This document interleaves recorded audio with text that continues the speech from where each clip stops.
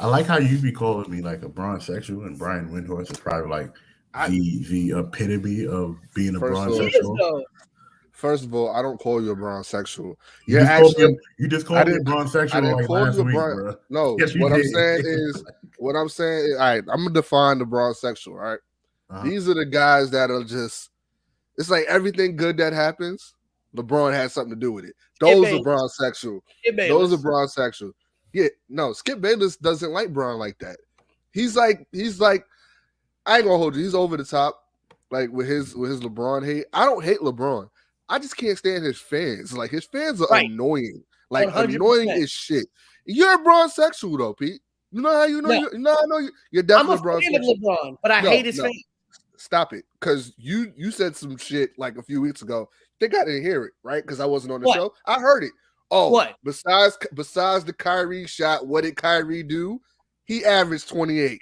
He averaged 29. Listen. No. You're a Kyrie sexual. I'm not a Kyrie sexual. I'm a realist. I am a realist. Kyrie sexual. I am a realist. We're not gonna do. Yeah. Sports show. Yeah. Sports show. Yeah. Sports show.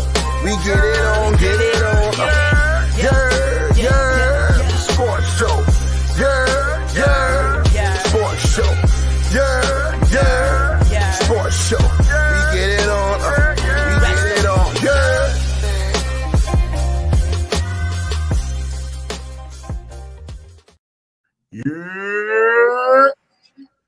Yerrr.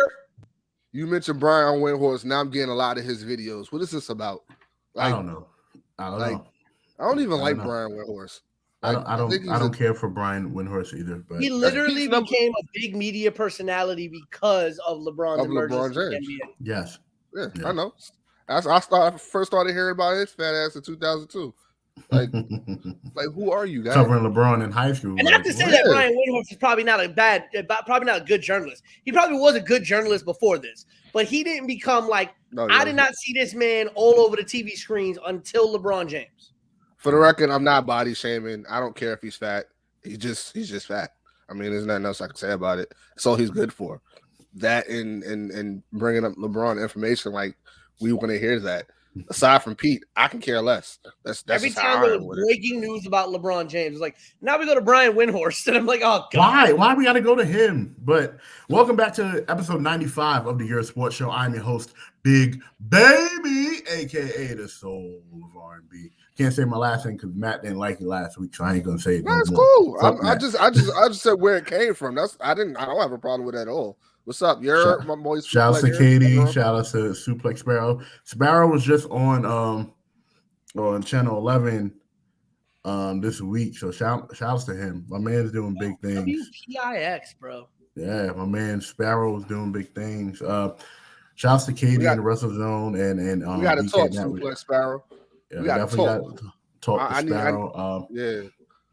Let me tell you something about this man. This man be having me in tears every week.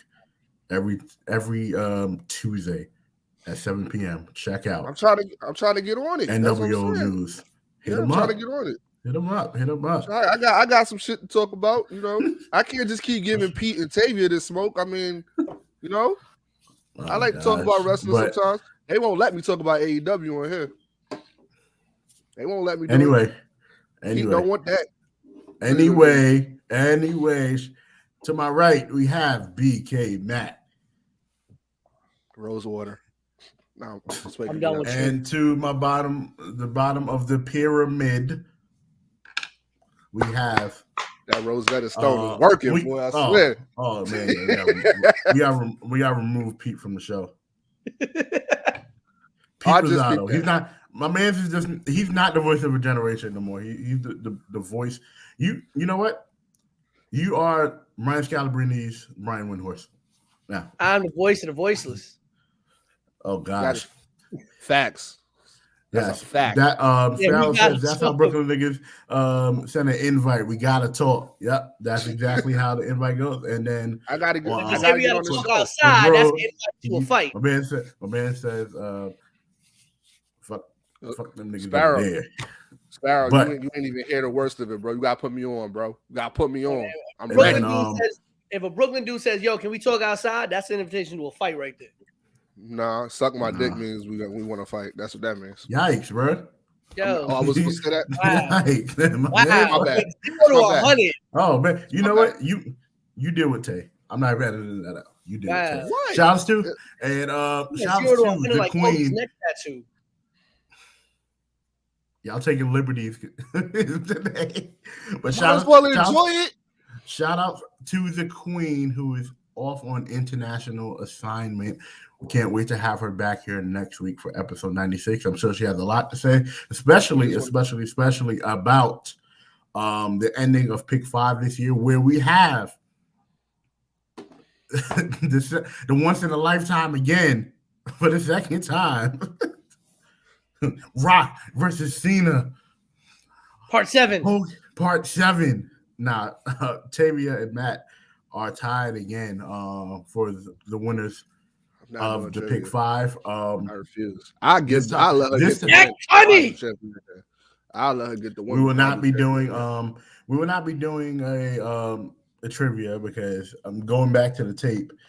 Some of those questions I wouldn't have known either. So exactly, I wouldn't have guessed Jack Tunney either. Tunney. And Tavia said the same thing.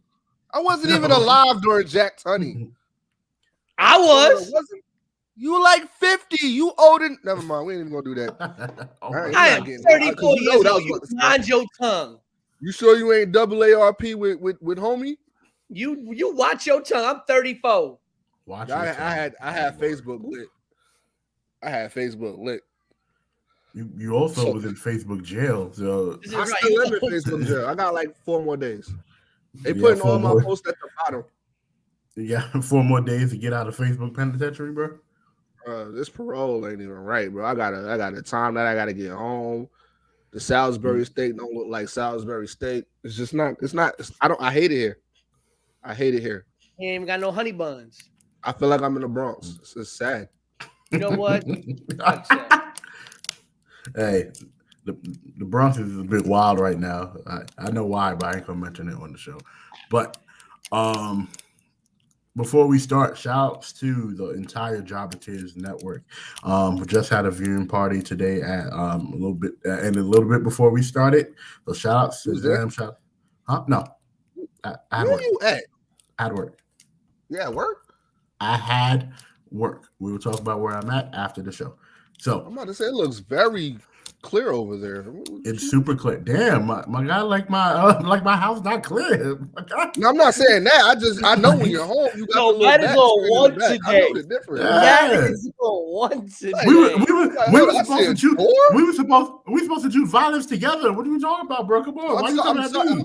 Bro, I'm just saying, like, you know what? I'm gonna choose violence today. That I didn't even do nothing. I just asked today. I can't even ask a question. I'm starting to hate it here too. This is. You starting to hate it here, huh? But your prison. Shout out to the Jobber-Tiers network, of course. Jobber-Tiers. Shout out to Wilkins. Shout out to Sir Wilkins, who just got a deal with Spotify to do some amazing things during WrestleMania weekend. Him with Alex, Queen of the Ring. So shout out to them. They go live tonight? They already went live at 12 o'clock. So shout outs to Sazone Talk, Sazone Sessions with Amanda. Shout outs to Sazone Talk with Janelle. Shout outs to 2.5 Bros with Laura and Roro. Shout outs to Izzy who does the Twitter. Shout outs to the entire Jobber-Tiers network. And shout outs to everybody who supports us. And one last shout out. There is a fight going on in the Yonkers today. It is at the Grand Roosevelt Ballroom, 2 Hudson Street in Yonkers, New York. For the Heavyweight Freedom USA Championship, Ryan Batchel of Hellfish MMA in Pennsylvania will face Keegan Sampson of Ultimate Fitness Colorado. Doors open at 6 tonight. First fight is at 7 p.m. Tickets $60 standing room only. Standing room $70 general admission, $90 for ringside, $130 VIP. You can get the tickets from Freedom Fighter Promotions. @gmail.com or look it up online. But shout out to Keegan Sampson. He watches the show. He's a friend of the show, so I wanted to give him that shout out. So I was searching Hellfish. I didn't even know that was a spot. Where's that at? It's an MMA gym. So they serve fish. All right, crab legs. The first one of the day. All right, so let's start. Let's start the show. You know what? There would be no quick hits. There would be no smoke section because we're just going to be on one this whole show about everything. I'm letting the leashes go. Just I know I'm going to regret saying that, but let's get right into today's topics right now.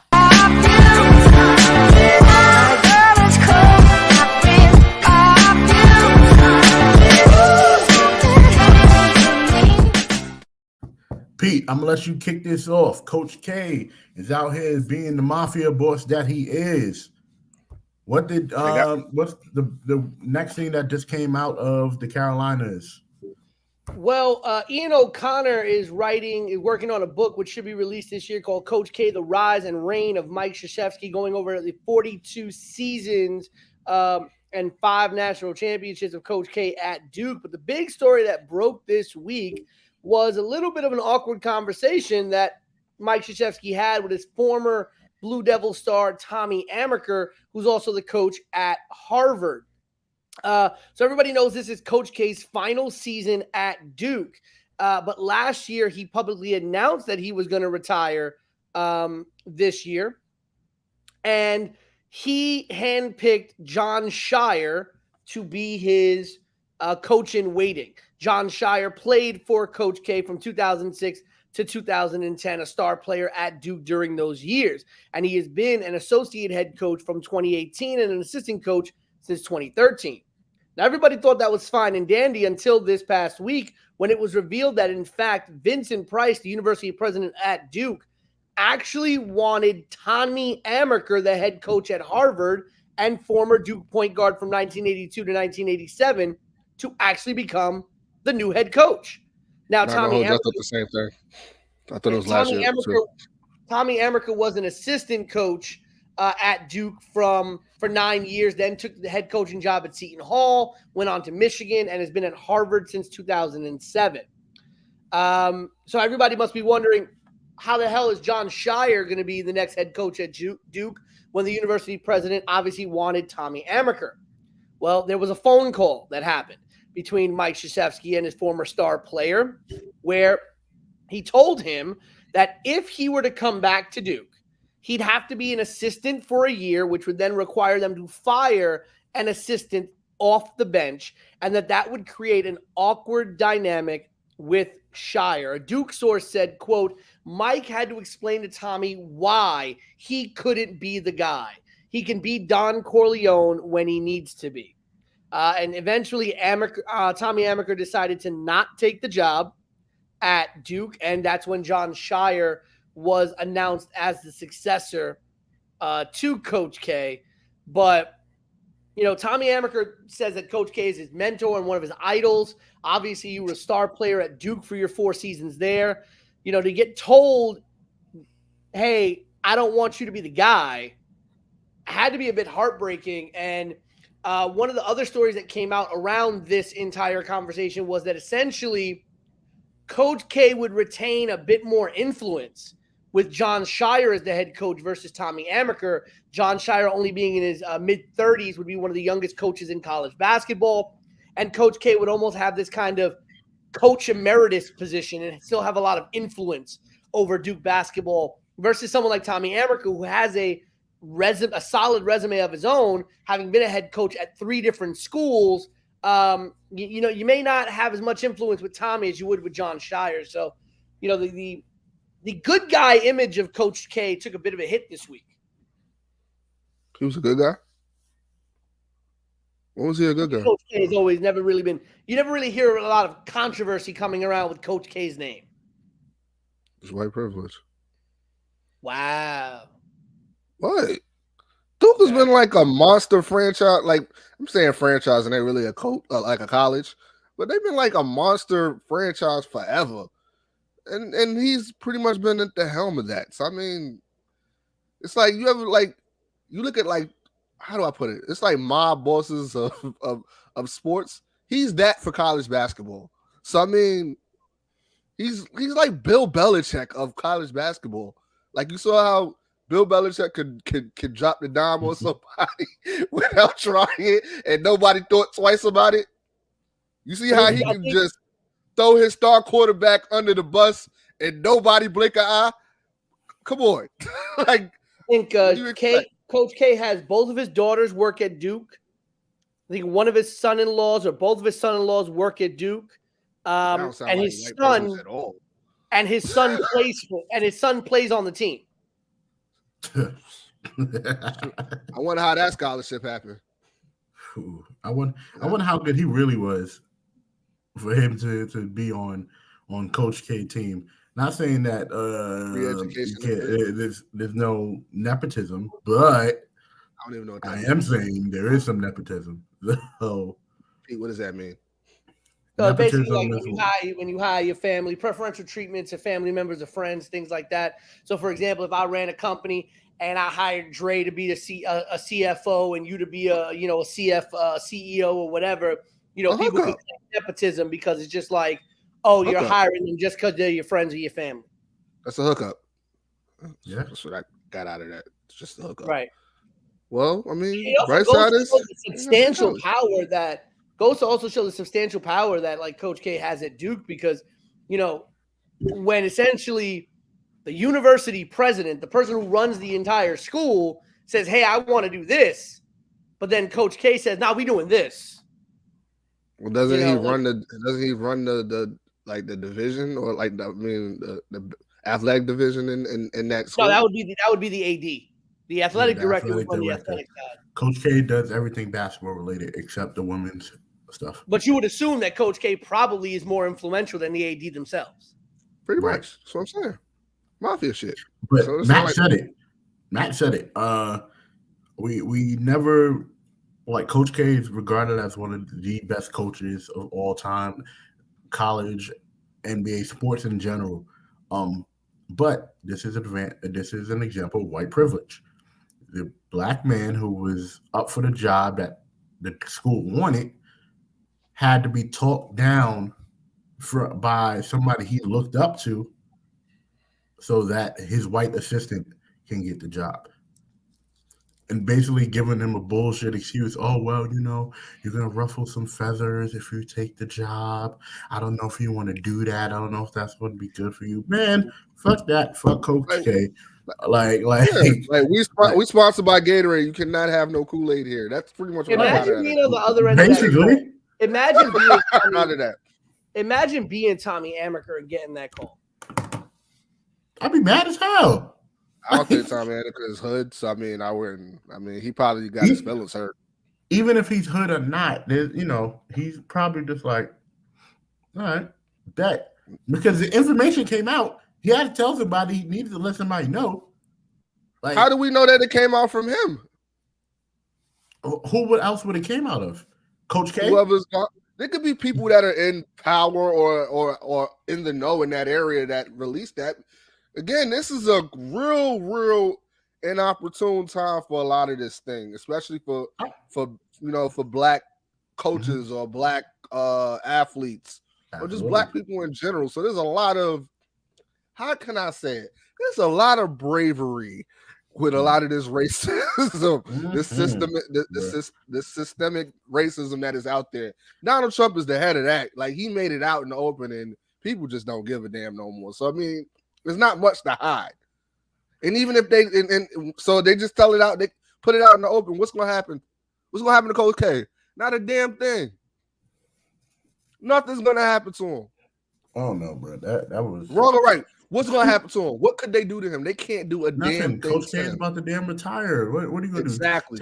What are you going to take his banners? Like, you can't, because it had nothing to do with the game on the court. But now Coach K is going to be looked at with the side eye like, bro, really? No, he's not. No, he's not. Like, I mean, all the black people who like Coach K is going to be the ones that's like, Who, Grant Hill? What?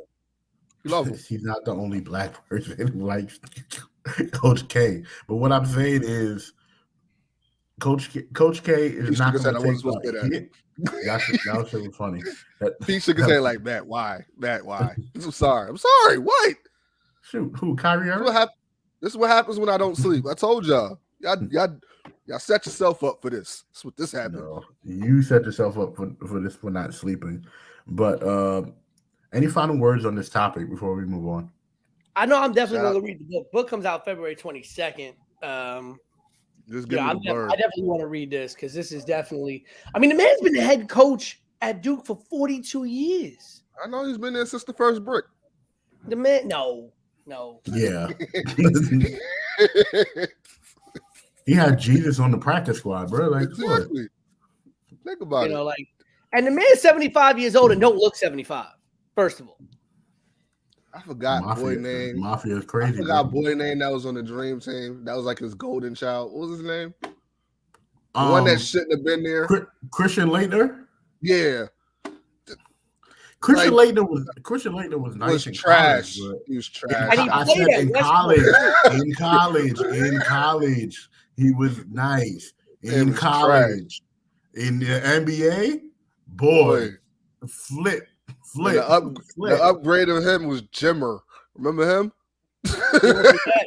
Yeah, that was the upgrade for him. At least Jimmer turned it on in China. Christian Laettner couldn't do nothing nowhere. So I lost track of him after the Dream Team. Christian Laettner was like a poor man's Bill Laimbeer. That hurt. I like Laimbeer. No, I love Laimbeer. I ain't gonna hold you. I love Laimbeer. Laimbeer remind me of you ever seen the show Rules of Engagement? Mm-hmm. He's like the guy on Rules of Engagement, like the one that's like he's an asshole, but but that guy is hilarious. I'm not gonna hold you. Yeah, like, that's what Bill Laimbeer remind me of. No, the one that was the upgrade. I mean, he didn't play for Duke, obviously, but the one that was the upgrade was Adam Morrison. I like Adam Morrison. He just got hurt a lot. Adam Morrison was garbage in the league too. Right? He got hurt. So was Greg Oden. Greg Oden was nice too, and he got hurt too. No, I'm just saying Greg Oden and Adam Morrison are like, their story started when they got injured. So it was like when they got into the league, that was it. They're like Zion right now. Adam Morrison's story started when he got drafted to the Bobcats. And then everyone was like, yo, you could have got somebody else. You picked Adam Morrison player? Well, they had Okafor. You could have picked somebody else and you picked Adam Morrison? That's the thing. When you think about Adam Morrison's career at Gonzaga, he was incredible at Gonzaga. Jimmer Fredette was incredible at Duke. It's the same one. Grayson Allen. Grayson Allen's another one. Was incredible in his time at Duke. Grayson Allen's making a little bit of noise as a role player in the NBA, though. Right, he's finally fitting that role. But you get a lot of these players who are sometimes star players. Like, and what I've noticed is those institutional star players that are there sometimes 2, 3, 4, 5 years. Back in the day, Pat stayed, Ewing stayed 4 years. Mourning stayed 4 years. All of them stayed at that time because that was the culture of college ball. Maybe if Ewing would have stayed one more year, he probably would have dunked the ball. But, right. You get UCLA, who literally went from having Kareem to having Bill Walton for 8 years. So the bullshit he said the other day. What did Pat Ewing say? Said something like, "Oh, if he would have played in this time, he would have been the Mike Jordan of the league," or some crap. Like, you want to hear something even funnier? What? Ashley had a Spaces. Shout out to Ashley. She had a Spaces on Twitter, and somebody said, and I quote, "Bill Russell equals Draymond Green."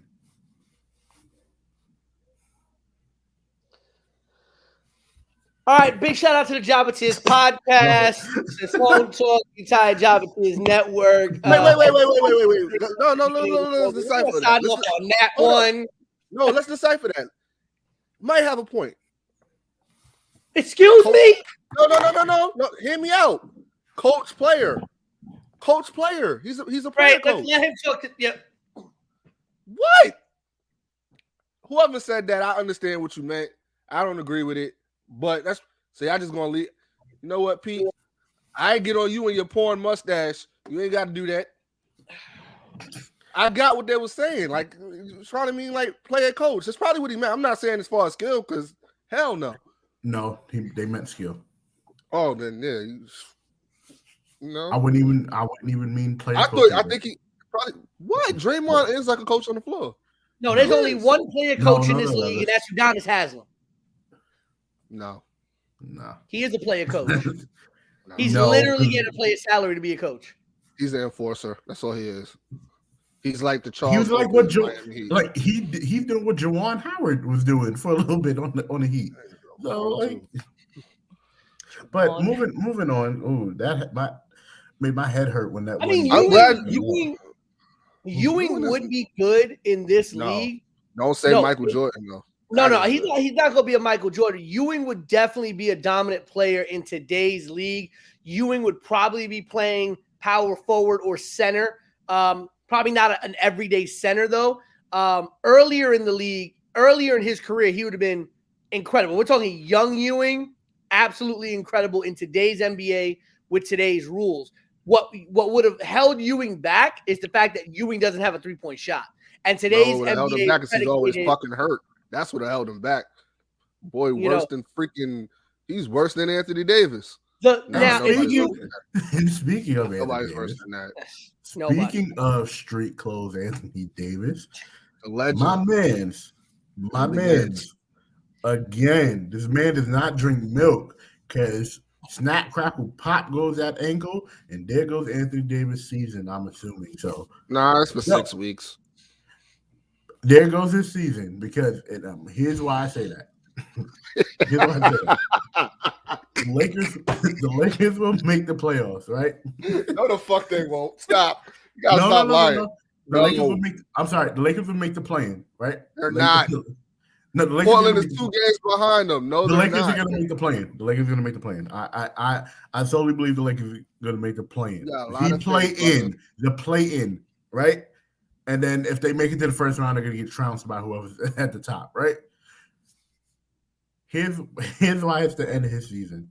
And yes, he did, man. With the stupid unibrow. He said, didn't Anthony Davis do a got milk ad? Yes, he did. When he first got into the league. He most certainly did, and he ain't got no milk either in his damn bones. That nigga lactose intolerant. I don't care what nobody say. He's soy milk out. Boy, I don't drink nothing but almond milk. Man, bones made of damn jello, bro. And I called it. I'm like, he playing too good. He's about to go. Anthony Davis is going to be a DLC character for the next NBA Street. Yeah, he is. And it's going to start. It's going to start with the red plus sign because he's going to be injured when he's playing. Like, it's horrible, bro. So if everything that could go wrong for the Lakers is going wrong, bro. I gotta ask a serious question though about this. Yes. Is Anthony Davis a bust? No, as a number one pick, heralded the way that he was heralded, is he a bust? No. I see that. You know what I see him as? You know, we give Tracy. Some people be like, "Oh, what if for Tracy McGrady?" This is the same thing that's happening. The only difference is that Anthony Davis won the title. Look, we could sit here and say that Greg Oden is a bust, but we can legitimately say that no, I wouldn't put Greg Oden as a bust because injuries legitimately never let his career even get started, right? You can say the same thing for Zion Williamson. And I swear to God, if he don't make a playoff in the next 3 years, he's a bust. I don't care what nobody say. That goes to Jeff. That goes to everybody. Like, if he don't make a playoff within the next 3 seasons, playoff, scoring title, something. He'll make something happen in the next 3 years. You can't count All-Star because he can dunk. People like that. So if I'm not counting All-Star, he better have a scoring title. He better make the playoffs. He better be most improved or something for me to not call him a bust in the next 3 seasons. My question is this, though, and I say bust, and here's why. Ooh. If we go back, it's Saturday, February 19th. Hold on. It's 2022. It's February of 2022. I'm going to put us in a time machine right now, and I'm taking us right back to June 28th, 2012, the night of the NBA draft, are you still taking Anthony Davis number 1? Yes. Yeah. Over Bradley Beal, Dame Lillard? Yes. Yes. Knowing what we know, I find that I don't think I would. Knowing because the two names that you mentioned have not been on losing teams. Yeah, they've been on losing teams to the end of time. Yeah, the top 10 picks were Davis, Michael Kidd-Gilchrist, Bradley Beal, Dion Waiters, Thomas Robinson, Dame Lillard, Harrison Barnes, Terrence Ross, Andre Drummond, and Austin Rivers. So but only 2 of those top 10 have NBA championships. Right, but what I'm saying is, if knowing what I know now, what we've seen out of Anthony Davis in the last 10 years, because again, if you don't put him on the Lakers with LeBron James, he does not have a title. But you take what we know about Anthony Davis right now, I'm probably taking Bradley Beal or Dame Lillard before I'm taking Anthony Davis, knowing what I know in 2022. Can I be clear about one thing? All right. I hear what you're saying, but Bradley Beal on that New Orleans Pelicans team that Anthony Davis started out with, they're not making the playoffs at all. Let's just get that clear. That is a big man territory, and Anthony Davis is not a once in a lifetime skill, but he's a big man that has a lot of skill. He might be one of the most skilled big men that they have in the league currently, aside from not Andre Drummond, but Joel Embiid. I'm sorry, I'm hyped about how good he's been playing on Brooklyn. I'm not gonna. You know what's funny, Matt? Because he has time to play. About Anthony Davis, he's starting. What you're telling me about Anthony Davis is the same narrative we were hearing about one of his teammates 10 years prior. Who? Dwight Howard. Oh, Dwight. Well, the same narrative you're giving me about Anthony Davis being one of the most skilled big men, a once-in-a-lifetime kind of skilled talent, things like that, was the same narrative we were getting about Dwight Howard. And we can legitimately probably say that Dwight Howard, in and of himself, outside of a dunk contest and getting a title in – getting a title. Shaq, I got this, Shaq. Shaq, I got this. Shaq, I got this. Okay, but Dwight Howard never lived up to his potential either. Pete, you talking about Dwight Howard, the 4-time, the 3-time, how many time defensive player of the year? Pete, is that all it takes to be a number 1 pick now? Dre, I got this. Pete, how did the Lakers stifle Dwight Howard in the finals? They had a double or triple him. They kept him out of the box. Okay, he couldn't do nothing. You can't do that with Anthony Davis. Correct. Wrong or right? All right then. So that is not a comparison at all. But the same narrative you're giving me is the same narrative. Nobody has ever said that Dwight Howard was the most skilled big man they've ever seen. I never hear that either. I heard at that time, Pau Gasol was killing him. Tim Duncan killing him. Mark Gasol killing him. Well, we were told about Dwight Howard was his athleticism was off the charts. He's going to be and defense. He's going to be this. He's going to be that. He's practically unguardable offensively. That's what we were hearing when Dwight Howard was drafted. Now, again, did Dwight Howard have good seasons? Yes, he did. Did Dwight Howard dominate offensively while he was in Orlando for a while? Yes, he did. Was Dwight Howard's second best player Jameer Nelson? Yes, it was. Was Dwight Howard out there doing things that we haven't seen? Nelson, I say peaches, but go ahead. Were there things we weren't seeing out of a big man? The athleticism was off the charts. Got that. What he did in the dunk contest, yes. But in my humble opinion, from the narratives that we were given about Dwight Howard and the narratives we were given about Anthony Davis, neither one of them has truly lived up to the potential that we and the media said that they were going to have. That's what I'm saying. Not that they weren't good, not that they weren't great, but that they did not live up to the narratives that were created about them and for them by the media and by fans. So the thing about give you that. Yeah, I'll give you that about Dwight. I can't give you that. Anthony Davis is not living up to what we expected. I'm not going to hold you. He's not, but he is the reason Because LeBron doesn't win that championship on the Lakers without Anthony Davis. That's a Anthony fact. Davis doesn't win the championship without LeBron, but it's more towards the LeBron doesn't win it without Anthony Davis. That's how I see it. And they don't make the playoffs without Anthony Davis. They don't make they make the playoffs without Anthony Davis. Won't. They didn't make the playoffs the year before. And I felt like they had better talent. Year before when LeBron was hurt. No, but I'm saying I felt like they had better talent. Without LeBron? Yeah. They didn't have better talent. I feel like they had better talent than that. It wasn't AD hurt for an extended amount of time as well. Yes, it was. And LeBron was carrying that season. Yeah, and then AD came back near the end. LeBron got hurt too. Yes, LeBron got hurt as hell. AD came back fresh as hell. Like he was about to stop. They stopped all the games. They stopped all the games. Yes, that was the COVID season. Yes. Yeah.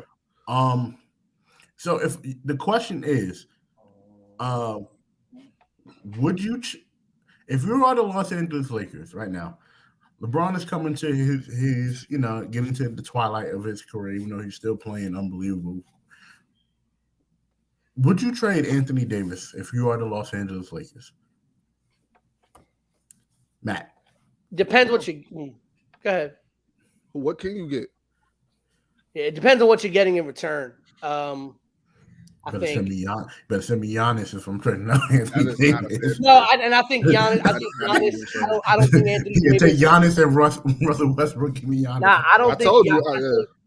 I think right now, if you're Milwaukee, you're not getting enough in return to give up Giannis for AD. Because I think again, Giannis, you gotta give me Steph Curry or somebody of that caliber. And this is what I was getting at, right? AD has the value on Anthony Davis, in my opinion, has depreciated fast, right? When he first got traded from New Orleans to LA, I think his value was still very, very high. I think people still looked at him as, okay, this is a guy that can win MVPs. This is still a guy that can dominate in the league. This is still a guy that could be a great two-way player. This is a guy who we can build the franchise around after LeBron leaves in 2-3 years. We can now build around Anthony Davis. We have our franchise cornerstone. If I'm looking at Anthony Davis now, I'm worrying about how fast I can get out from under Anthony Davis. And I'm looking at Anthony Davis not as a franchise cornerstone and not as someone that I can build a team around, but rather as someone I have to look at as a liability on that team. Because yes, did you think that way with Patrick Ewing? When AD is healthy, when he's healthy, that's a legit question. Did you think that way with Patrick Ewing? In the later years of his career, yes. He still had injury problems before the later years, brother. But he was still, but not as much. But again, but you also had to remember the Knicks teams that Ewing played on were strong enough to survive when Ewing went down. No, the hell they weren't. In the later years of his career, like those last 2 seasons, Ewing did become a liability for the team being on the court. About 99. We're talking about when they traded him after 99? Yeah, about 99, 98. Those, like, when Ewing was on the court playing monster minutes, right, he became a liability and an offensive liability. Dropped off. Right. He was a liability in the finals. I'll give you that. What I'm saying is, to me, that wasn't fair, though. When Anthony Davis is healthy, it's 100% fair. When Anthony Davis is 100% healthy, yes, Anthony Davis is an MVP caliber talent. When he is completely healthy. That far. No, when he is 100% healthy, he's an MVP quality talent. He has the ability to play at an MVP level on both ends of the court. I'll give you that. But the problem is you cannot put money on him being 100% healthy for too long of a stretch. So the question to you is, what's the difference between Anthony Davis and Joel Embiid? Because Joel Embiid has been hurt a lot as well. Joel Embiid when his seasons are cut short because of injury, we're looking at Joel Embiid the same way. Yeah. You want me to ask? Want to know the difference? Consistency. Mm-hmm. Consistency. Joel Embiid is going to give you 28 and 12. Mm-hmm. Anthony Davis is going to have nights where he'll barely grace 18 points. Like, he got dropped off by fucking Rudy Gobert. He was more dominant when he was by himself in New Orleans. That's what's odd to me. Anthony Davis showed more dominance offensively and with more Joel Embiid, but when he was by himself. When against Rudy Gobert busts his ass. I'm like, what the wait a minute. What where was the guy that I just saw in Philly? I'm not gonna hold you.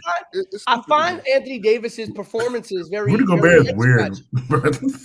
Oh, he's on the chopping block, bro. They about to get rid of his ass. Who, AD or Gobert? Nah, Gobert. They about to get rid of him. No, him and Donovan Mitchell ain't getting along at all. Him and Donovan Mitchell not getting along because Rudy Gobert got everybody COVID. So, he took that personal. He ain't never gave it up. I would never give him two. You would have thought that when Anthony Davis came to LA, because he had LeBron to kind of shoulder some of the defensive attention, that Anthony Davis would go off. But he's played worse in LA than he did in New Orleans. He played better in New Orleans than he has in LA. I said 50-50 split. Only because when he was in New Orleans, he was forced to play that way because he was the number one option. Drew was his second. Now, he's the number one option on the Lakers. He is the number one Lakers now. His number one option on the Lakers now. But when you have a top 5 all-time player on your team, you can have bad nights, and people are gonna be like, yeah, whatever. No, you can't. Not when that guy's in his 19th season and he's still putting up fucking 30 a game, even injuries and all. But you're right. That's not Yeah, it's not an excuse to do it. I'm saying the margin for error is a little bit less. Well, no, it's not less now because you got Russell Westbrook and not playing the best, and the team is just not playing the best in general. Again, that whole team got to break that whole team. That team got to be washed out. I know Russell's probably going to come back next year because his contract is nasty, but they got to blow up the team. I would keep Carmelo Anthony for over year 2. I would keep him. I would see what I can do about Monk. Dunn seems like a wash right now because he still ain't been on the floor. So 100%. Trevor Ariza too. Trevor Ariza got to go. Trevor Ariza. He got to go too. Who else? Bradley got to go. Every Bradley got to go. You keep the Austin kid. Dwight Howard got to go. Dwight Howard. Taylor Horton-Tucker's got to stay. Yes, he got to go. He got to go. He got to go. It's to the point nobody don't even want him no more. Remember, he was the biggest trade piece that everybody wanted. Nobody wants him. They should have traded him. They would have finessed the hell out of some team for a THC, right? That shit is crazy.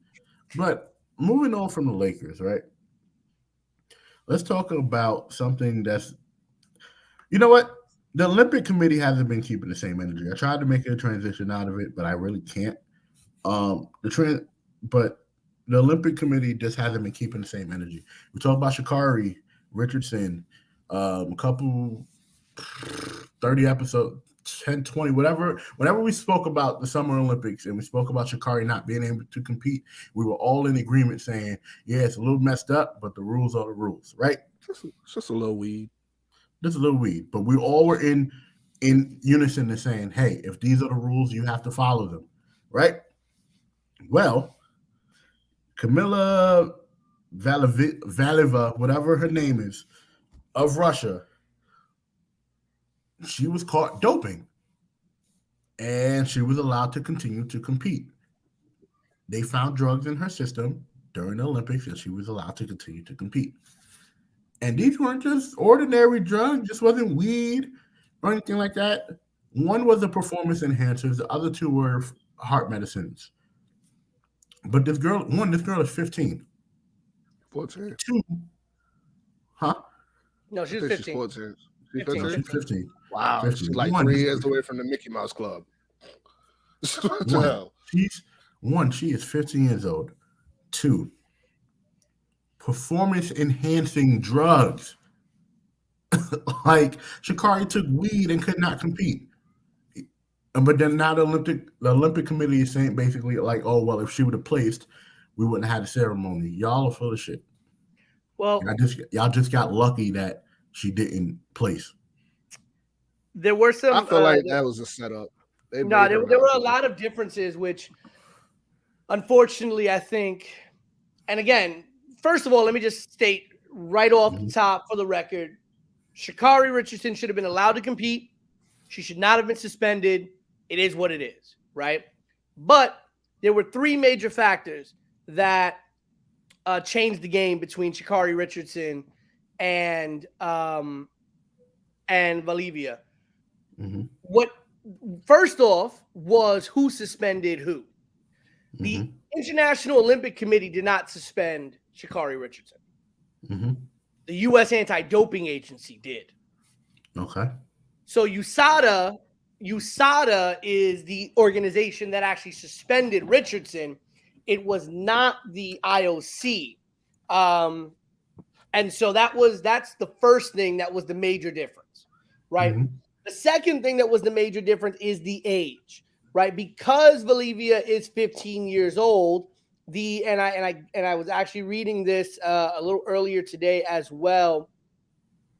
She has status as a minor or a protected person under the World Anti-Doping Code, and the standard of proof for a protected person is lower than the standard of proof for an adult making the same claim about testing positive about a contaminated product. Now, the test that got her that she popped for was for a heart medication. Now, the test was taken on December 29th. Okay, sorry, the test got to the lab in Stockholm on December 29th, but the results did not come out until right before the Olympics. And after those days, she had tested clean on January 13th at the European Championships and February 7th in Beijing, right? On February 8th is when the positive tests from all the way back in December was actually revealed. And so the Olympic Committee has actually said that they have actually blamed the anti-doping officials for a, quote, failure to function effectively. And had the test results come out when they were supposed to come out, she probably would have been suspended and not been able to compete in the Olympics to begin with. But there were a lot of small, minute differences. Again, should Sha'Carri Richardson have been suspended? No. Should she be allowed to run in the Summer Olympics last year? Yes. At the end of the day, it's sad because this is something that has now turned into a question of, black versus, how the black athlete was treated versus how the non-black athlete was treated. Yeah, it's no good. Matt, what is your thoughts on the situation? I just think, I don't know. We kind of already spoke about this with that episode with Sha'Carri. It was just more or less like the Olympics need to update their stance on a lot of things. It's like nobody looks at weed as in something that can harm you or it depends on the usage to a degree. But I just feel like if you're gonna get one for failing a drug test, the same energy should be kept all around. I don't care who suspended who. It is what it is. It's just it comes off looking racial. It just really feels like you're trying to hold certain areas back with these stupid rules that you had. Because didn't they say there was something with you have to wear a regular cap or something for swimmers or something? It's always something. The black woman in the Olympics. It's always something. There's always something that's hindering. This is a performance enhancement drug. I don't think THC is a performance enhancement drug. We're going to do the comparison. So I mean, it's just like I said, we got to do. When I mean we, I mean everybody that puts this thing together or watch this. We need to do better with these rules and these violations. The violation has to fit the crime. And if you're going to suspend somebody, and hinder them from something that's literally like a once in a lifetime opportunity. Not everybody can make the Olympics. It has to fit the crime. I'm sorry, and I don't think weed fits it. Yeah, so I don't think, but I do think something that speeds up your heart and helps your stamina and stuff like that does. Weed kind of messes you up, so like makes me tired. Yeah, makes people sleepy. Makes people sleepy. Right. So I'll second the last topic. Super Bowl happened last week. Matthew Stafford. Yes, let's talk about him. Saved Pete's life, boy. Saved his ass. Tay was about to get it. Yo, Tay was in the chat room like, yo, Pete, come outside. Come on. Pete, come stop disrespecting the man. Top 10 quarterback in the league. You gotta relax. Oh, is he not? Is he not? I heard it too quick. I'm sorry. You got it. He said top 10 in the league. Yes. I thought he said of all time. I was about to say you gotta relax. Top 10 in the league. Even counting Brady and Roethlisberger, you would still put Matthew Stafford in the top 10. I wouldn't even of all time or in the league. Top 10. I mean, I don't think Ben Roethlisberger is in the top 10. I didn't think Ben Roethlisberger hasn't been top 10 for the last couple of years, bro. Like at least eight. Not eight, but like the last two or three. Now, Sam Acho is smoking something real good to say that Stafford's third best quarterback in the league. Okay, even I'm not going to say that, but I will sit here and I will die on the hill. Matthew Stafford is is an unheralded great quarterback. He's been great for a long time. He never got any of his due while he was in Detroit. And if you look at his career stats, he stacks up among some of the best quarterbacks in the league over the last 10 to 15 years. And he stacks up in the top 10 consistently season to season. I just want to know what he did to do a bid in Detroit. I mean, he got drafted. Exactly. He had to do something in college. He had to do something in college to deserve that punishment. No, Detroit did that to him. Detroit played bad and picked him up. So it's not fair. It isn't fair. So what did Pete, your thoughts on the Super Bowl as a whole, and how does this win for the Rams and this loss for the Bengals affect what's coming up next season? I think it makes the Bengals hungrier. Burrow was legitimately minutes away from winning a Super Bowl in only his second season in the league. That entire Bengals team played out of their minds because we had sat here the day before. No, they didn't. Not that offensive line. Not that offensive line, brother. No, they did not. No. If you look at the real-time stats, if you go inside the numbers, Matt, let's go to some ESPN inside the numbers statistics, right? 7 sacks. That's what I'm again, but 7 sacks compared to what we thought they were going to give up. Burrow wasn't under as much pressure as we thought he was going to be when he wasn't getting sacked. He was able to get out of the pocket. He was able to throw some great passes. He scored as much as he did, which I didn't even think they would score as much as they did as a team, considering how much pressure the defensive line of the Rams was going to put on them, in my opinion. Now, the Bengals played really, really well. They had to shore up that offensive line, not only for just to keep Burrow safe, but just to keep him in Cincinnati for the foreseeable future. And I think they really need to get a couple of more defensive weapons. Offensively, they're really, really good. They have a number of weapons on the offensive side of the ball. As for the Rams, though, the big question is going to be whether or not they keep that team together. We've heard rumors of Sean McVay probably stepping away. He's already said he doesn't want to be a coaching lifer, that he might retire early in his life. We know that Aaron Donald has hit 30 years old. He basically has a Hall of Fame resume right now and could step away. If Aaron Donald comes back, then I think this team is in a good position next year. They're going to need a secondary wide receiver to put alongside Cooper Kupp because that's been their weakness. When they lost Robert Woods early in the season, about mid-season, you started to see the Rams start to slip because everybody knew the ball was going to Cooper Kupp. When they got Odell Beckham Jr., they had another secondary target that could take the defensive pressure off of Kupp, and that's when they started flying again. When Beckham went down in the Super Bowl, you saw how much it hindered the Rams offense because the Bengals were able to key in on Cooper Kupp as the primary receiver. So the Rams do need a number 2 receiver in LA, and they need to start building towards their future. But if that team blows up, if Donald retires, if McVay goes away, I still think they have a solid enough team to be competitive, but they definitely won't repeat. At the end of the day, this is what the Rams were built for. This is what they were supposed to do this year. They did it. I'm really happy for both Aaron Donald and Matthew Stafford. And the last thing I'll say is Aaron Donald should have been the MVP. Aaron Donald should have been the MVP over Cooper Kupp. Matt? All right.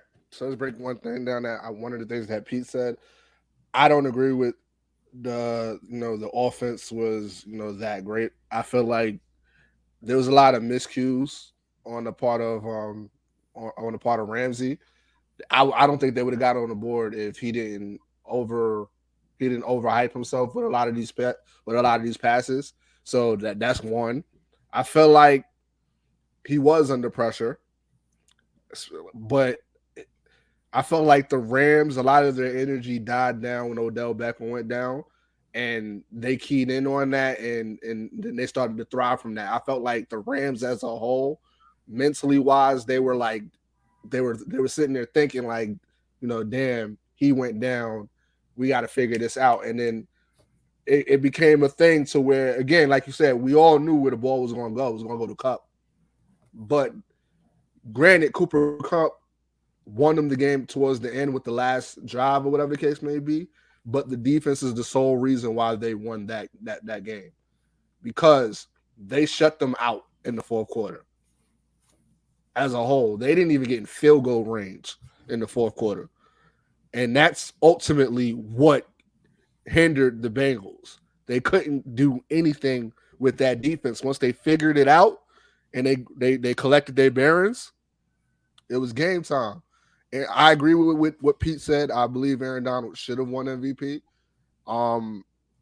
He had 2 big stops towards the end where he with the running back, he caught the running back while he's still fighting with the lineman. He took another arm and pretty much held a 245-pound man from going a yard. That is big. And then at the last down, he sacked Joe Burrow. I mean, that was just big, all around big. I don't think Aaron Donald is retiring. I think it's a scheme to get more money. And that's in the NFL, when you had the season like Aaron Donald had, and then you had the showing the way that you showed in the Super Bowl, you want to get paid. You want to get paid the big contract. You want to be the most paid lineman that they have. That's just how that goes, bro. I don't feel like he's going nowhere. Sean McVay already said, let's run it back. He said he called it out to Aaron Donald. Let's run it back. So I don't think they're going anywhere.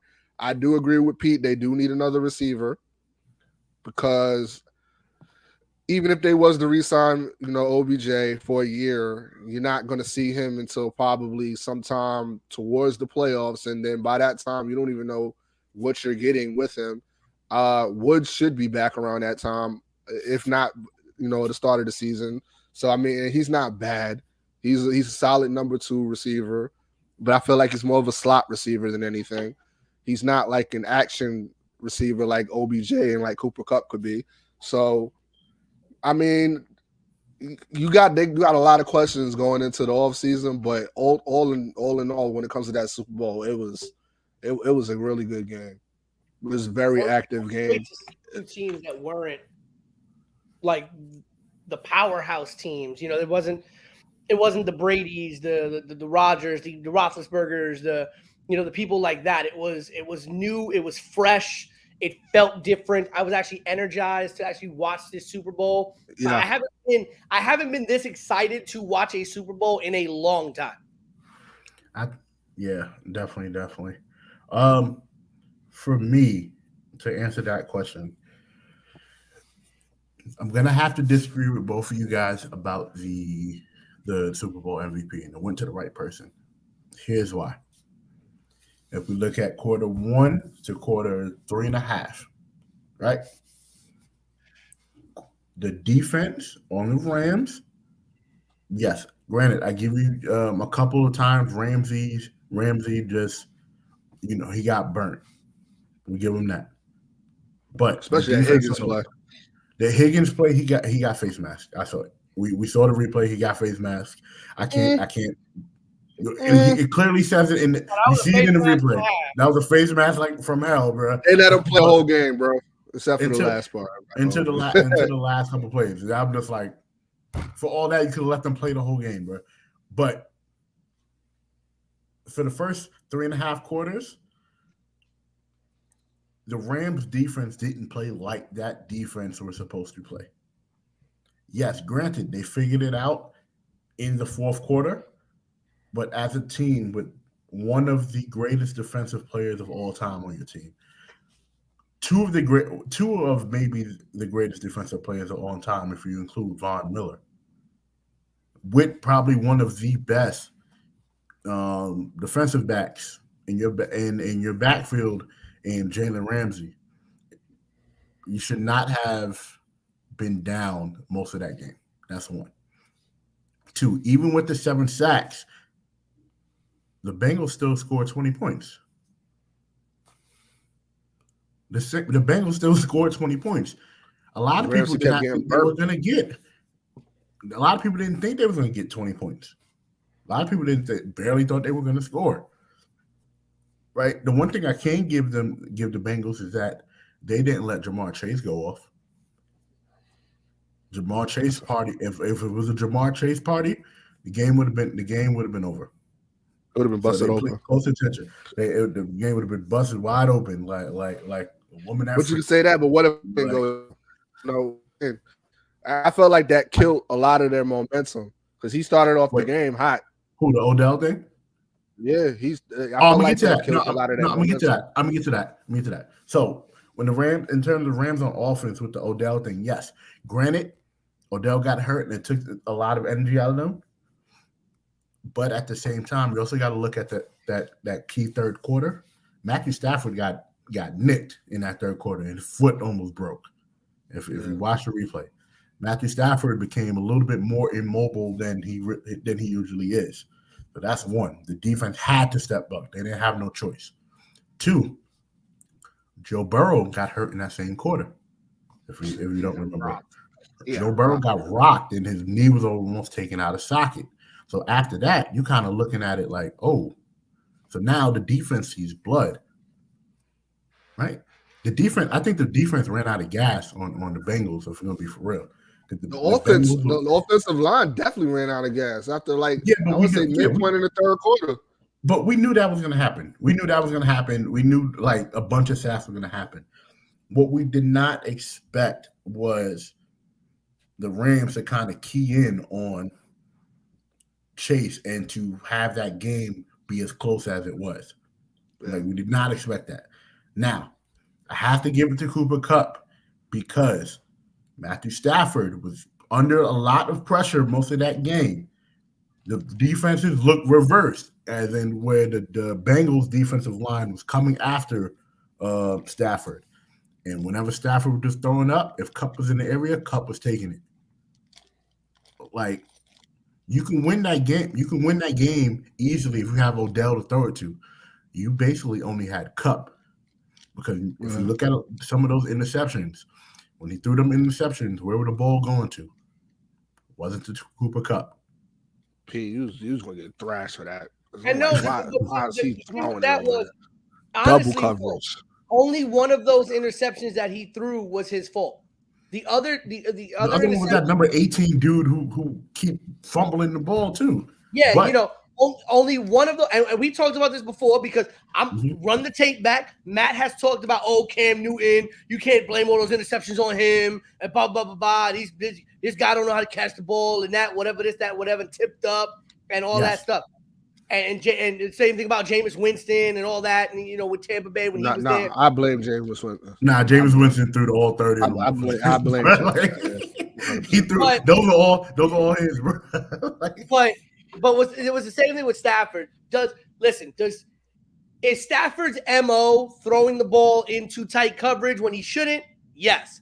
There are many, many times Stafford will throw into double and triple coverage when he has an open man underneath in the flat. It has happened. That has been his MO his entire career, even when he was in Detroit. There were times he had Megatron. He threw interceptions in Detroit trying to force the ball to Megatron. Yeah. And even after when he didn't have Megatron, he was throwing it, trying to throw it to damn Galloway. Right. And listen, that's been the MO on Stafford his entire career. He is that old school NFL quarterback gunslinger where he's just gonna go out and throw the ball 50 times. And he's gonna have some mistakes, but he's gonna have more. Hopefully, it's one of those games where he has more good throws than bad throws, and it's all right. One of those interceptions was 5 times in that playoff game, bro. Yeah, that Super Bowl. And so my thing is, while I'm not gonna hold you on your opinion on that, Dre, and I think you really put a nice spin on the analysis there with Cooper Kupp having the MVP, and I don't necessarily have an issue with Kupp getting the MVP, right? None of us do. Nobody does. Had the defense not held, right, and you got to remember, Aaron Donald has the hardest job in football. It's not like he's a linebacker. He is a lineman. He has his hand in the ground, right? This is a man that when you look at his career resume and what he's done is on par with a man like the legend Reggie White, which is on par and Taylor did it from a linebacker position. Again, Taylor had the easier job. You remember, and Donald is an inside lineman. Right. He's not playing the outside. Right. He's going through the center and the outside guard to get to the quarterback half the time. I told you, I felt like the play of the game was third in inches, and and everybody knows, but that one arm. And you're telling me, and you know this, you know where Aaron Donald is. You know that offensive line knows where Aaron Donald is lined up and exactly where he is on every single play. So you know they're bringing double coverage at least. So, okay, if you got 7 sacks, maybe you're expecting 4 of them to come from other players on the line. Nah, there are games where you'll have 7 sacks. He had and 2, right? I know he didn't have all of them, but what I'm saying is he had 2, and I think Von Miller had 2, and it was pretty much everybody was like taking turns getting Joe Burrow. I'm not gonna hold you. Yeah. My only issue with the giving it to Donald, because Donald could have got it. My only issue is the fact that the defense did not show up until the 4th quarter. Joe Burrow is the end of the third. The end of the third. It wasn't the whole quarter, but like I said, Joe Burrow at that time, he got popped, so he's hurt. So his mobility is shot. You guys are double teaming Jamar Chase, so Jamar Chase can't get the ball.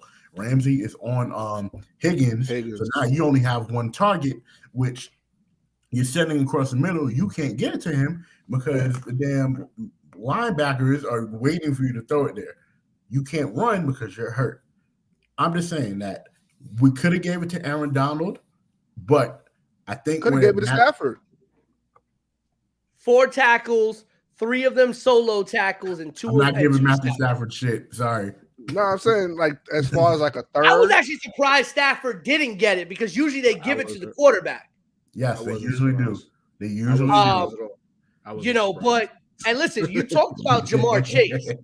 You talked about Jamar Chase. Higgins is on that team. Higgins had 4 receptions for 100 yards, 2 touchdowns. Jamar Chase had 5 catches, a very quiet 5 catches for 89 yards. You got Tyler Boyd. Bro. You got Tyler Boyd on that team who also had 5 catches for 48 yards. And you have CJ Uzomah, who's coming off that injury in the championship game, who's also a really good receiving threat for them off the tight end position. Cincinnati's got a lot of offensive weapons, and I didn't even mention Joe Mixon. Yes. I forgot about Joe Mixon. Jesus Christ. I was wondering why they didn't go to him a lot. I think they would. Because Aaron Donald was there. Yeah, looking right at Aaron. Come on.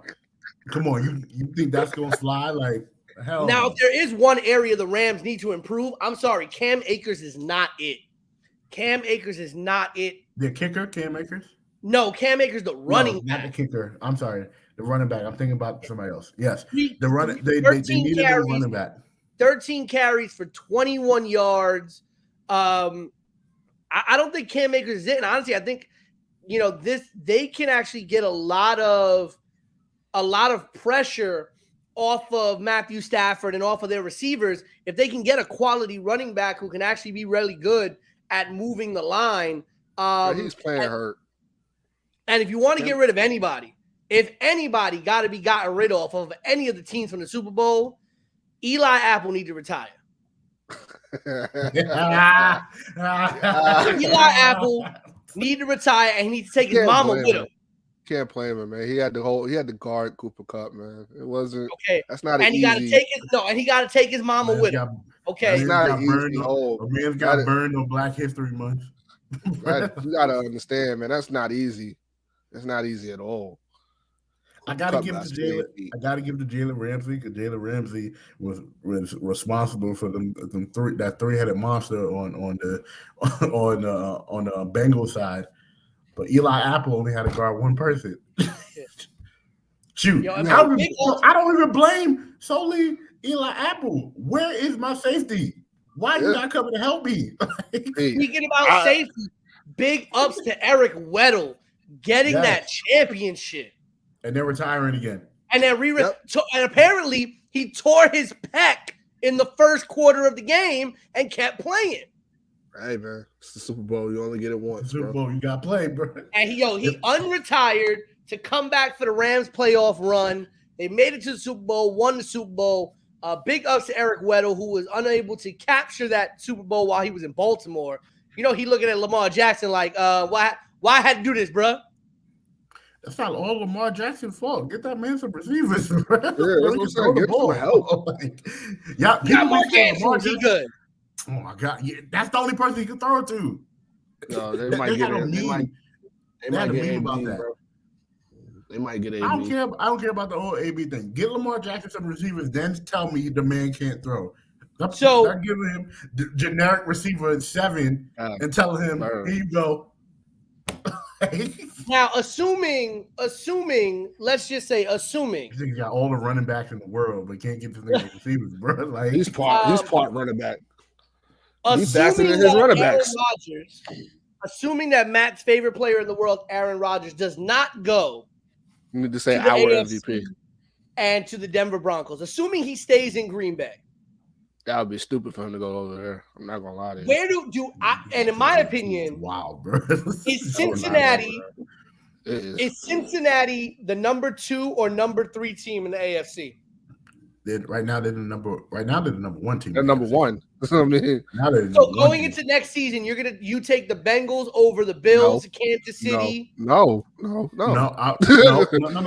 I am, and here's why. I'm not. I'm gonna tell you why. If the Kansas City Chiefs, it's not even a prisoner of the moment thing. If the Kansas City Chiefs do not do anything to upgrade their team, the Kansas City Chiefs will never make the Super Bowl again, and they will have Patrick Mahomes for 10 years there for no ass reason. They have to upgrade the team.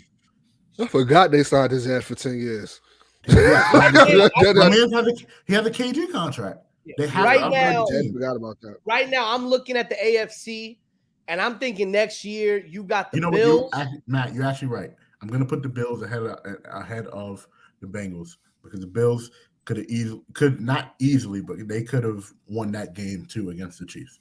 So, I think you got the Bills, you got the Bengals, you have Kansas City, you got the Chargers, and honestly, I'm very interested. To me, that's my top 4, and I think my number 5 team is a 3-way tie between second-year Mac Jones and the New England Patriots, the Baltimore Ravens, if they can get any help for Lamar Jackson, and probably, honestly, I'd have to say probably the Raiders.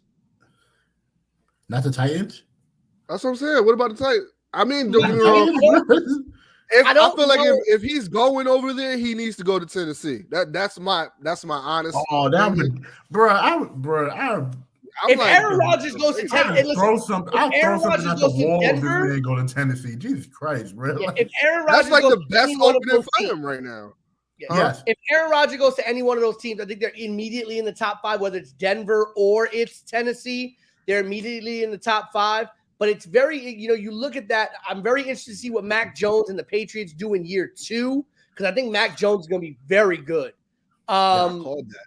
Who called that? Matt called it. Matt called it.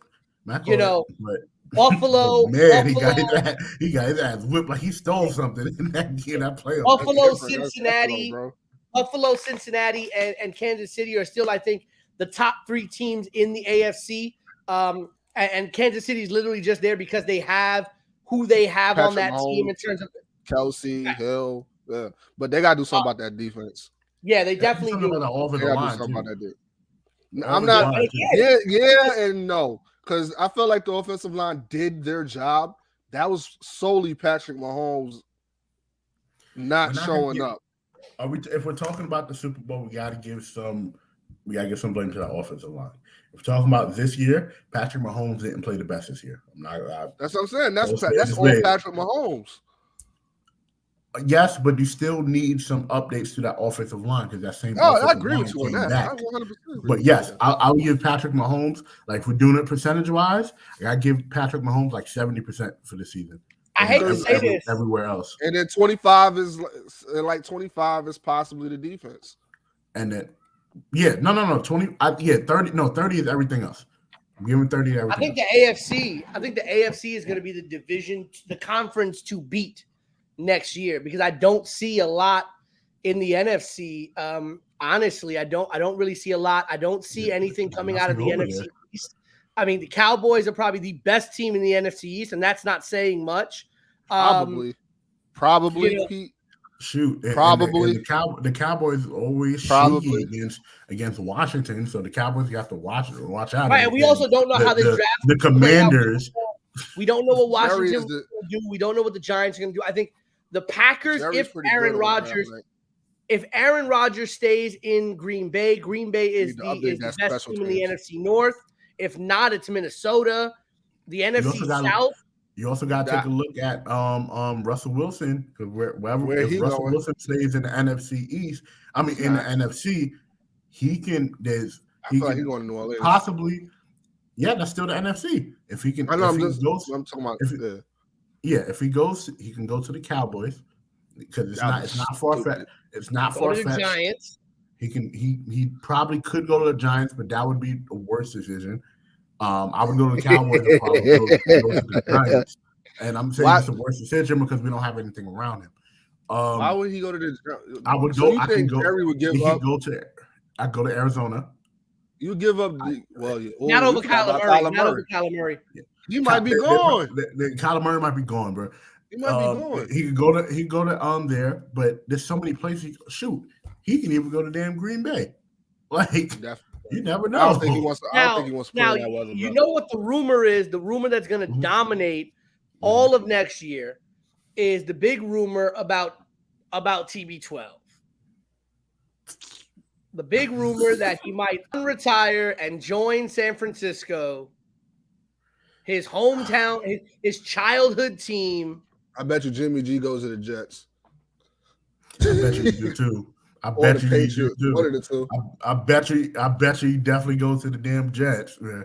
I'm not even taking a shot at that. I'm just saying at the Jets. I'm saying in general, like they'll be. But your quarterback. No, I'm gonna give you credit when you credit. I'm gonna give you credit when you credit is due. Zach Wilson, really good. He needs pieces around him. Yep. The Jets can make that division interesting because if you look at a division, who's in there? It's the Jets, the Patriots, the Steelers, Miami, and Buffalo. The Steelers are going to be the Steelers are in the North. Steelers are in the North. So it's Miami, Buffalo, the Patriots, and the Jets, right? You know what you're going to get out of Buffalo already. Miami said they might be moving on from Tua. Miami, yes. If Miami's moving on from Tua, that's a spot that can almost have you 8-8 for the year. The Patriots, looking at Matt Jones, looking real good at Matt Jones. All the Jets really need to do is probably beat the Patriots one time in the season, and if they get a couple more pieces, they can be in that playoff hunt. But again, they need the pieces. Zach Wilson is looking good. Yeah. So that's being like completely unbiased. I'm just saying. I watch a couple Jets games. Zach Wilson is good. He needs some pieces and some of his decision making. So as far as Green Bay still being good if Aaron Rodgers stays, you don't know that because you don't know what's going to happen with Dante Adams. We forgot. Oh, Devontae Adams is free agent too. We forgot about the damn Colts. Fuck them. Didn't they give it to Carson Wentz already? They have not dedicated themselves to Carson Wentz yet. So well, shocker there. Ain't that Pete guy? Pete was a Carson Wentz fan? Nope. No. Somebody was. Don't put Carson Wentz on nobody. That's not fair to that person. But the very last thing we're going to talk about. We need to talk about this Brooklyn Nets team, right? This is the last thing we're going to talk about, not the breaking news from today. Oh, go ahead and announce it, Pete. Please announce the breaking news. Actually, the breaking news will be the last thing we talk about today because I'm in that other conversation we had in the chat about Kyrie. I want all of us to be here for that one. You just want her to yell at me. No, no. Remember, I've been on your side recently. So if you want me to let it happen, I'll let it happen. But I want that conversation saved for all four of us. Pete, the breaking news that happened today was. So Brian Flores, the former Miami Dolphins head coach who was fired and then proceeded to file a lawsuit against the NFL, the Giants, the Dolphins, and the Broncos that alleged discrimination in the interview process, got a job today in the NFL. And not just any job. He is now the defensive assistant coach / linebacker coach for the Pittsburgh Steelers.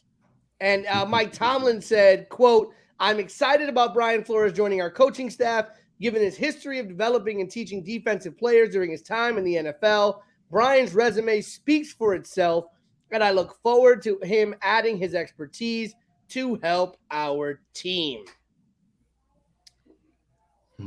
Can we just clap it up for Art Rooney? That man good. Shout out to Art Rooney, man. That man good.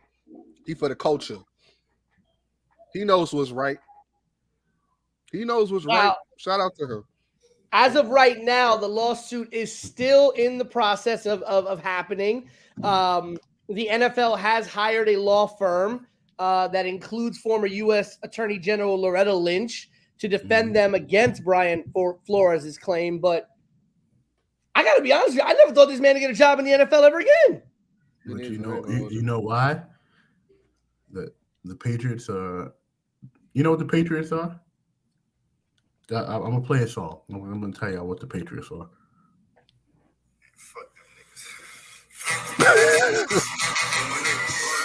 I'm sorry, the Steelers. The Steelers. Shout out to the Steelers. Damn. Wow. Ouch. The Steelers. That's what the Steelers are, but they're also down for the rapists too. like Tavian said. I gotta stop. I am interested to see where this goes because of the lawsuit. A man has a job. I really think the coach has more of a reason to take him than the entire the rest of the league. I think if Mike Tomlin steps down, look at it. You're setting somebody up to take that spot.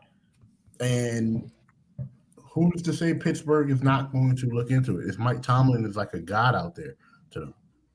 Art Rooney got to get the NAACP award. You got to. Oh God.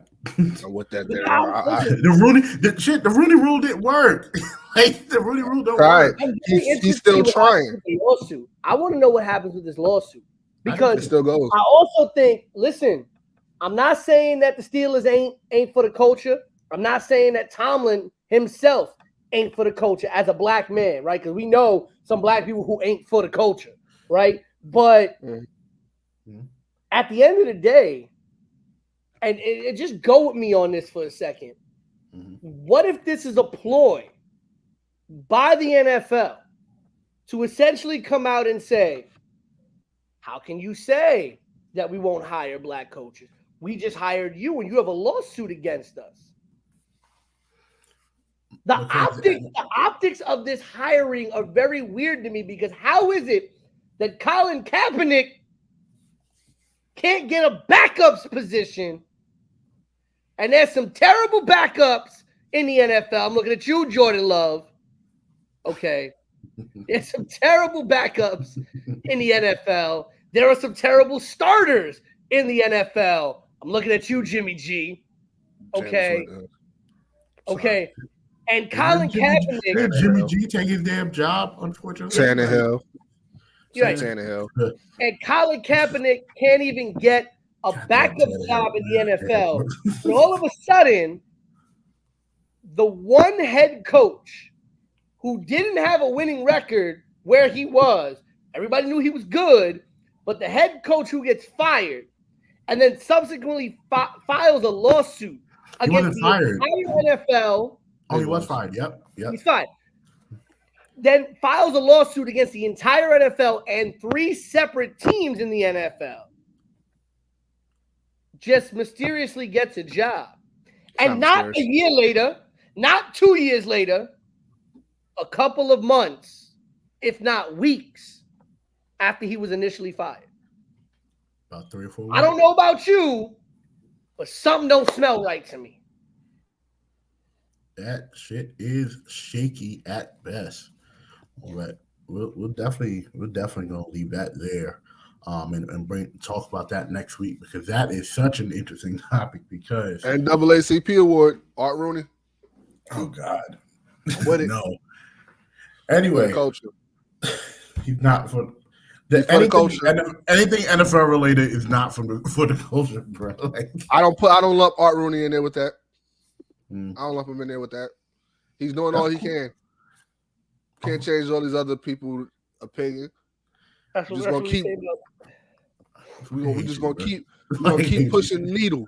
Ain't that right, Art Rooney? Goodbye. Rooney rule. Rooney rule. Again, shout out to the network and everybody because Matt don't know how to damn act. We're on the road to 100 episodes, and people have been asking, what are we going to do? What are we going to do? I don't even know what we're going to do, but we're going to discuss it amongst each other. Maybe that's where we find out where the winner of the Pick 5 is. Maybe we might have a slap boxing contest between Matt and David. We don't know. Not doing it at all. We just don't know. I think that should happen. I don't agree with that at all. I think it should be slap boxing between Matt and Tavia. The queen is back. Yes, the queen is back. We should get inside the studio for that. I think we should do a studio for the one time. I agree. I think we should do that. You know who's going to refute your Colin Kaepernick argument though? Larry. You know what? I know exactly what we're gonna do for the 100th episode for sure. The 100th episode is not gonna be nothing about sports unless something dramatic happens. We're about to see. But for the Queen Tay, for Pete, this is his fucking name, bro. I'm not calling him that. I'm not calling him that either. For BK Matt, it is your boy, Big Baby, signing off. Peace. Dave Harden's a